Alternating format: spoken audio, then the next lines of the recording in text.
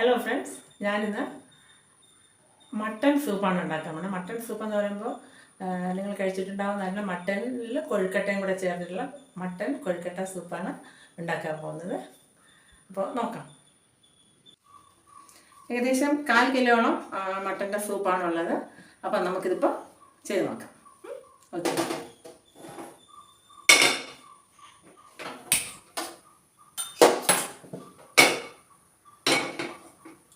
Cooker വെച്ചിട്ട് കുക്കറിൻ്റെ അകത്തോട്ട് സൂപ്പിൻ്റെ ഇതിലിടണം കേട്ടോ.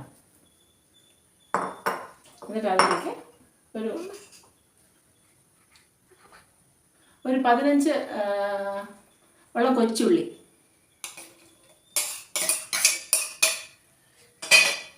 പിന്നെ ഒരു പീസ് ഇഞ്ചി,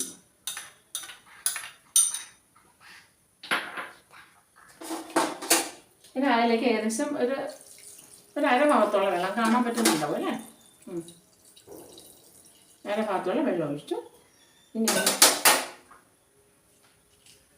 ഇല,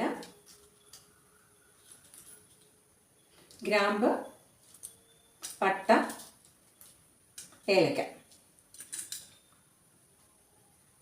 ഇട്ട് ഇനി കുറച്ച് മഞ്ഞൾ,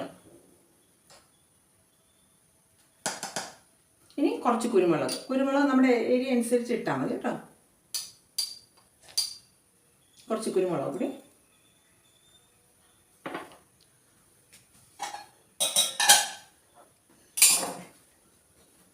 കുറച്ച് ഉപ്പ്,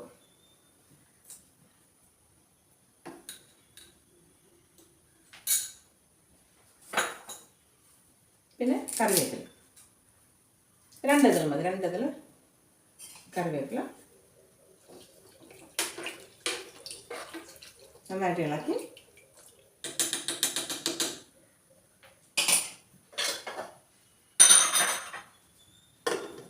അടച്ചു വെച്ചു.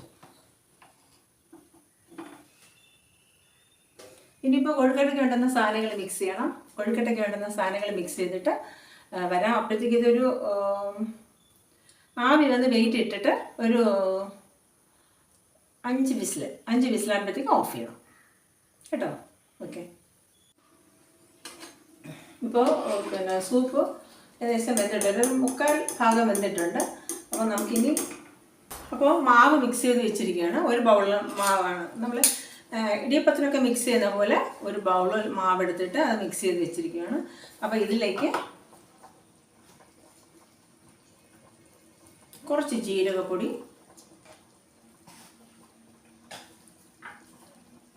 പിന്നെ ഒരു ബൗൾ തേങ്ങ, ഇത്രയും കൂടെ നന്നായിട്ടൊന്ന് മിക്സ് ചെയ്തെടുക്കുക.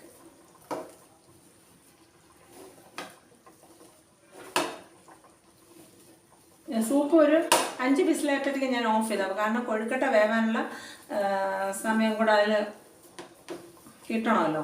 അപ്പോഴത്തേക്ക് അത് കറക്റ്റായിട്ട് വെന്ത് കിട്ടും സൂപ്പ്.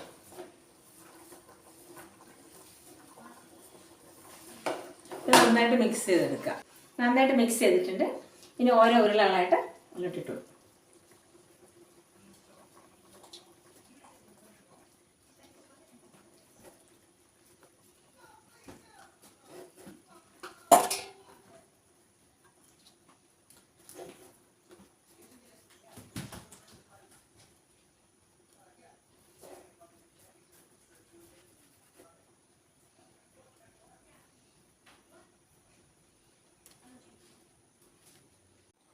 ഇപ്പോൾ ശരിയായിട്ടുണ്ട്. മട്ടൺ കൊഴുക്കട്ട സൂപ്പ് റെഡി ആയിട്ടുണ്ട്. അടുപ്പ് ഓഫ് ചെയ്യാം. ഓഫ് ചെയ്തിട്ട് ഇച്ചിരി നെയ്യ്, നിർബന്ധമൊന്നുമില്ല, വേണമെങ്കിൽ ഇട്ടാൽ മതി. കുറച്ച് നെയ്യ്, മല്ലിയിലയോ അല്ലെങ്കിൽ പുതിനയിലയോ കുറച്ച്,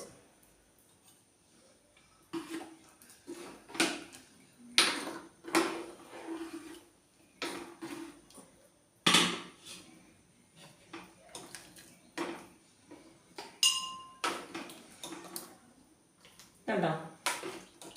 റെഡി ആയിട്ടുണ്ട്. ചെയ്ത് നോക്കണം കേട്ടോ എല്ലാവരും.